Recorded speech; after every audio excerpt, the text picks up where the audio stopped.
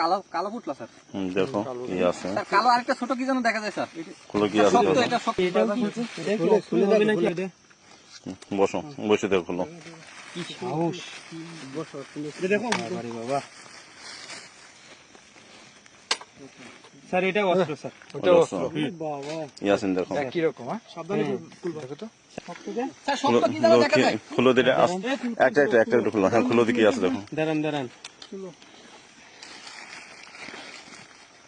মনে হচ্ছে অস্ত্র। অস্ত্র স্যার।